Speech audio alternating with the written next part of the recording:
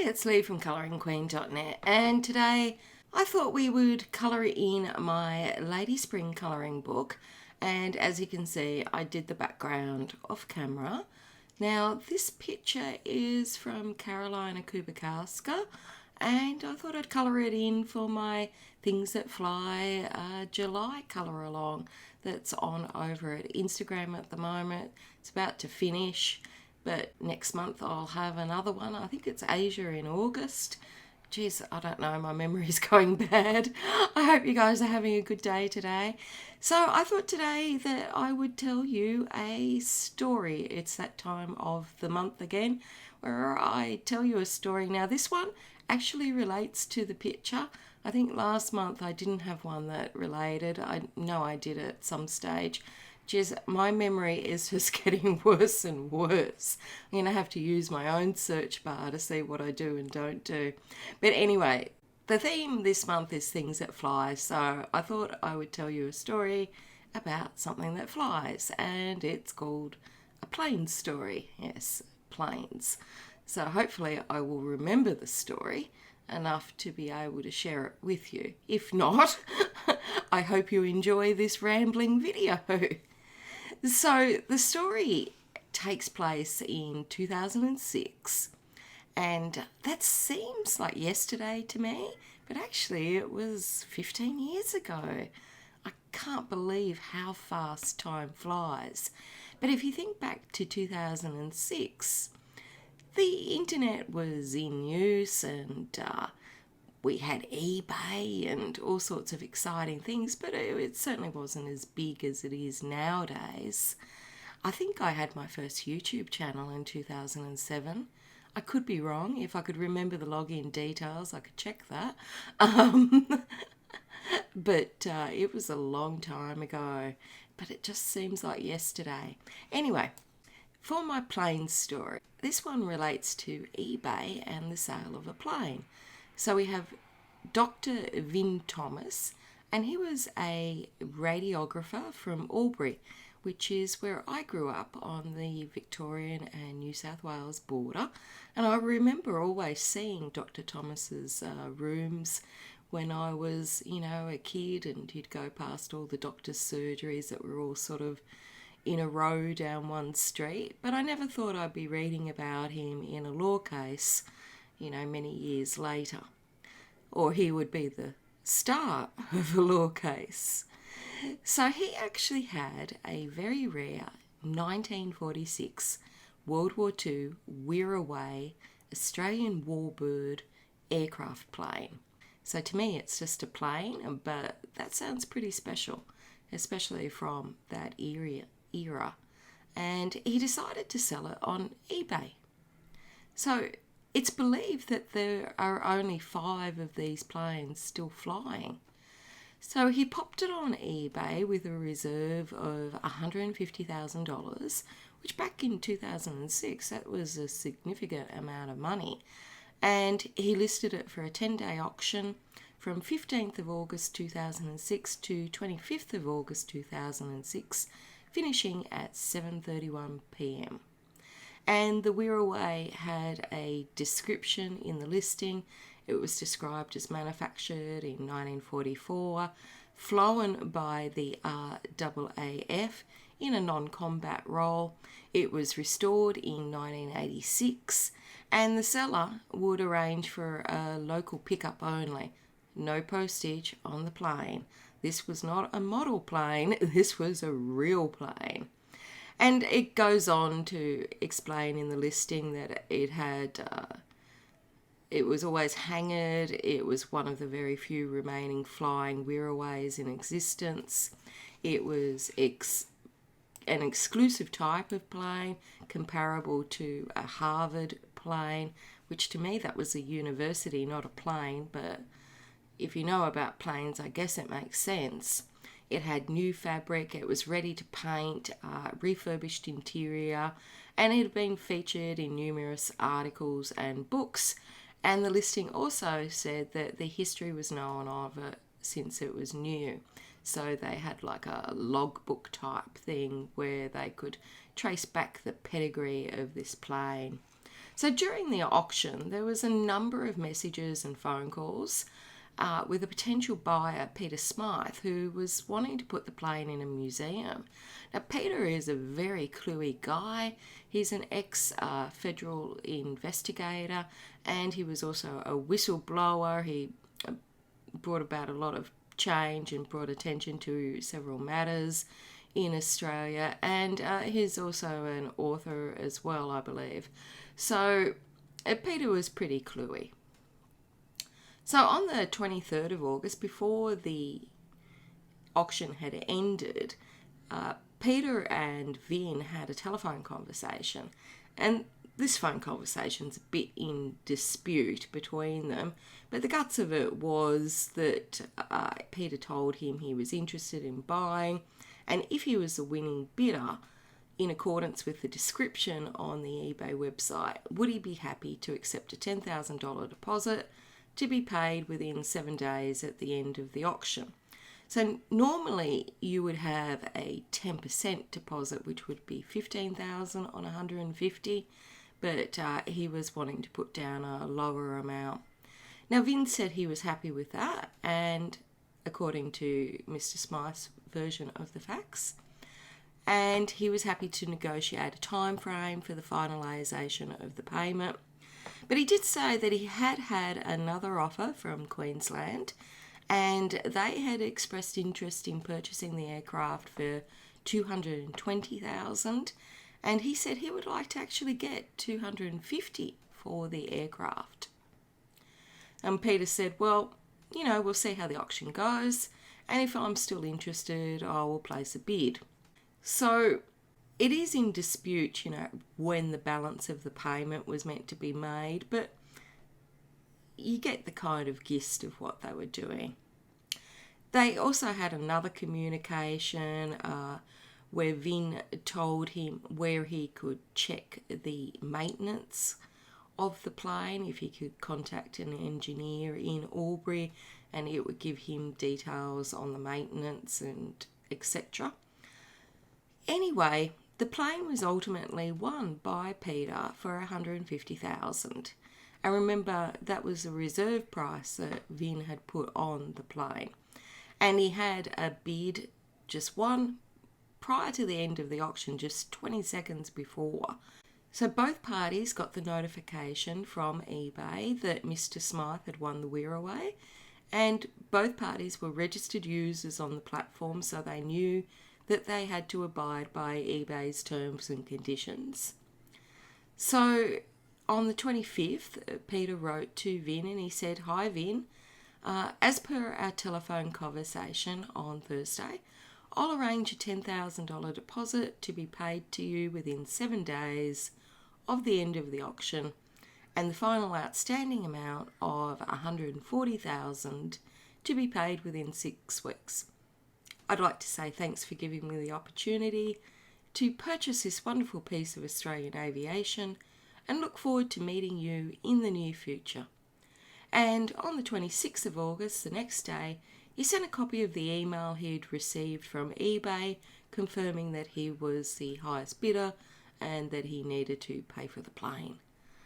So Vin wrote back the next day saying, "As you know, I told you during our phone communication, and this is the one that's in dispute, that I certainly would not accept a payment of only $150,000 for my Wirraway, and you were to inspect it before purchase. I suggest, therefore, that you do not attempt to send me any payment, because I simply will not accept it. And eBay have already been notified this, and it will be indeed unfortunate if we need to undertake legal action about this." So Dr. Thomas had changed his mind, and he no longer wanted to sell, and he refused to hand over the plane. He was of the belief that he was entitled to do this, as it was an online auction, it was on eBay, and in his view, a contract hadn't been formed. And he'd found another buyer who was willing to give him $100,000 more, and he, of course, wanted that. The last thing Vin wanted was for eBay to be considered to be a binding contract, because he's going to lose $100,000. So Peter replied on the 29th of August, and he said, I've also notified eBay. eBay is a legally binding auction and it's covered by all Australian legal jurisdictions. I acted in good faith when I placed a bid that was within your own parameters. Not hearing anything from Vin, Peter Smythe then commenced legal proceedings in the Supreme Court of New South Wales. He paid a deposit of $15,000 into the court. It's a sign of good faith. That would normally be that 10% deposit that I said that is normally acceptable to pay. So it was a real test back in 2006 for enforcing contracts made on an online platform, unlike a live auction where a hammer actually goes down. So Dr. Thomas argued in the court case that there was no contract between he and Mr. Smythe, but separate contracts between two individual men and eBay. And his argument was that the remedy was to remove him from the platform as a registered user. Well, eBay had already done that because he hadn't complied with the auction under their own terms and conditions. In his view, eBay was more like a classified ad section of a newspaper rather than an actual auctioneer. And eBay's view was that when you purchase on their platform, you enter into a binding contract.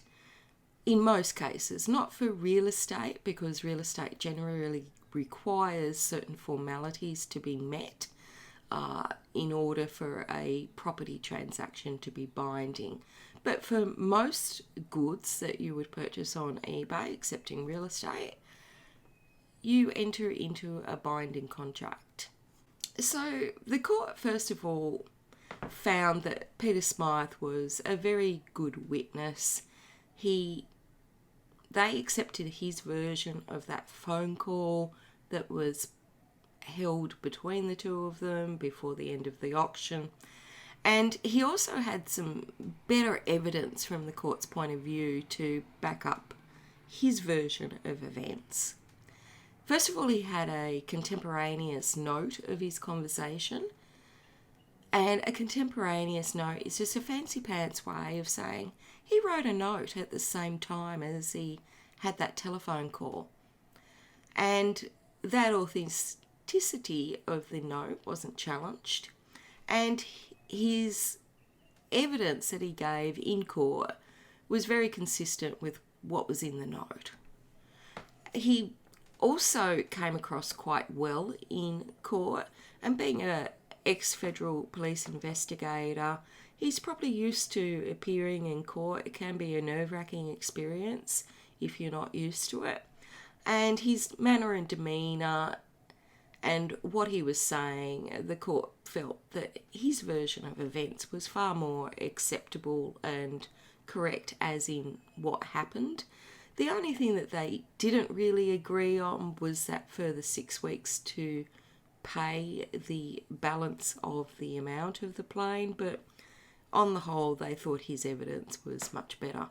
Whereas Dr. Thomas's evidence, they felt that in his evidence he sort of missed out that he'd received an offer on this plane of $150,000. So it was sort of to his detriment that he didn't put that in his evidence. And so, the court didn't really like that. Now, there was issues about whether this plane was airworthy or not, and whether its airworthiness certificate had expired, but really the case didn't turn on that. What the court said was the presence of an auctioneer in physical form, so a guy standing there with a hammer, is not necessary, as eBay is a species of auction. And when you accept their terms and conditions, users agree to allow eBay or its automatic system to close the bidding at a fixed time. The court said that the presence of a human bringing down the hammer is not necessary, as eBay is a species of auction. And when you accept their terms and conditions, you basically allow eBay to use its automatic systems to close the bidding at a fixed time. And the contracts on foot were between the buyer and eBay, because you're a registered user, you agree to their terms and conditions, and between eBay and the seller, and those parallel agreements all format into one agreement, if that makes sense. And eBay's own terms and conditions said that you accept that these are binding bids when you make an offer, especially in the case of a reserve auction. If it's at or above the reserve, you're obligated to complete the transaction with the highest bidder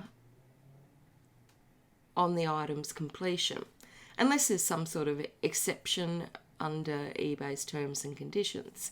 Now, Dr. Thomas sort of said he didn't really understand that, and the court basically referred to his own eBay history, where he'd bought things on eBay and realised that as the highest bidder he was entitled to them and entitled to go and pick them up. So kind of worked against him on that one, because he already bought things on eBay.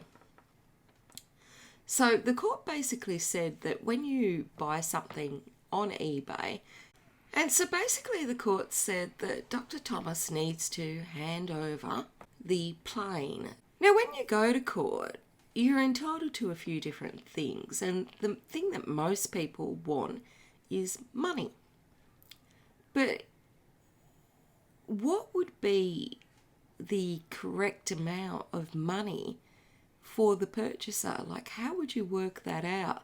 This is a very rare plane. And so if he didn't have that, what would be an adequate amount of money to sort of compensate him for his loss? So another thing that you can ask the court for is one of those equitable remedies that we've talked about before. And it's a remedy called specific performance. Now, basically, specific performance is a fancy pants way of saying you need to do what you promised to do. So in this event, you need to sell the plane that you promised to sell for the amount of money that you promised to sell it. And you can only use this fancy pants equitable remedy in certain cases. And like any equitable remedy, it comes with all sorts of complex rules, which I won't bore you with. But ultimately, you need to have something that is unique. Now, is a plane that there are 5 of them flying actually unique? Because if it's not unique, you can't get specific performance. Money should be able to compensate you for your loss. So if it was like a car that you were going to buy, unless it was a very rare car, if it was just the average, Ford Ranger, the amount of money to buy a Ford Ranger would be adequate compensation. But there's not that many unique things in the world, like a painting by Picasso. That's unique. And it's well accepted in law that one of the biggest things that is unique is land. Every block of land is completely different. No matter if you buy in the same street or the same estate that's being developed or the same block of units or condominiums, every piece of land in there is considered in law to be unique because they all have a different position, a different aspect, a different soil composition, different measurements, you name it. It's unique, and so it's well accepted if you're selling a house and you change your mind and there's a contract entered into, I can basically go to court and ask them to specifically perform that contract, i.e. hand over the house. Now, often people try and get out of contracts because the market goes up since the time that they've entered into the contract, and like Dr. Thomas, they want to make a few extra bucks somewhere else. But if it's land, that's not going to happen. But is a plane where 5 of them are flying, is that unique? Because it's not really one thing, is it? And actually the court said it was because of the extreme rarity of this plane that specific performance should be granted to Peter Smythe, and basically Dr. Thomas had to hand over the plane for the $150,000 that he had agreed to sell it for on eBay. So be careful of what you enter into on eBay, I guess is the moral of the story. But also, if you were going to sell something on eBay and you really wanted $250,000 or whatever more, then you shouldn't set your reserve price $100,000 under what it is that you wanted. Because Dr. Thomas actually had a buy it now for that plane as well. And that was for something like $250,000. So if he'd just sort of put up the reserve price, he might have been happier with the sale, and Peter Smythe might not have had to go and sue him. So, yeah, I don't know. I'd love to know what you guys think. Should you be able to get out of the auction on eBay? Actually, I've just checked, and he had that plane also as a buy it now on eBay for $275,000. So quite a lot more than the reserve of $150,000. But yeah, I'd love to know what you guys think. It's always been a fascinating case when it first came out, because most people weren't really familiar with the online auction concept, and you're happy sometimes, to buy things for $10 or $20, but $150,000 or more, $275,000, you're talking about a lot of money. And the other issue was that Dr. Thomas was sort of insistent that the purchaser inspect the plane before the end of the auction. But you've got to consider that the plane was located in a regional area. It was only a 10-day auction, so if you only seen that plane come on day 8, it would be hard to get there if you lived far away, inspect the plane and whatnot before you actually bid and made a decision on that. The other thing is that the listing for the plane didn't say anything about a compulsory inspection prior to bidding. It was silent on that. It said things about where it was hangared and whatnot, but nothing about inspecting it. So you've always got to have your own terms up there of what you will actually accept. You can't sort of come back and make it up as you go along, or rely on phone calls or other messages, because what you're listing is what you're actually selling. So yeah, a very expensive lesson for all of the parties involved, because going to court and seeking an equitable remedy in the Fancy Pants Equity Court, seeking an equitable remedy is always difficult. It is a complex area of law, and you do have to satisfy a lot of conditions, but it seems like that was pretty easy to do in this case. Sometimes it's a lot harder, and I can't see that without that equitable remedy that the purchaser of this plane would have ever been happy, because no amount of money is going to replace missing out on a 1946 rare plane that you want to put in a museum, unless you could find something similar for that, and it didn't appear that you could, with only 5 of those planes available in the world in condition that you could actually fly in. So yeah, all up an interesting little case about a nice little plane. And it always fascinates me that he actually had a plane in Albury, because Albury's only got the one airport. It's very small. But he actually used to fly this plane and take it all over, take it even to Adelaide in South Australia and all the rest of it. So it must have been like his hobby, a very expensive one.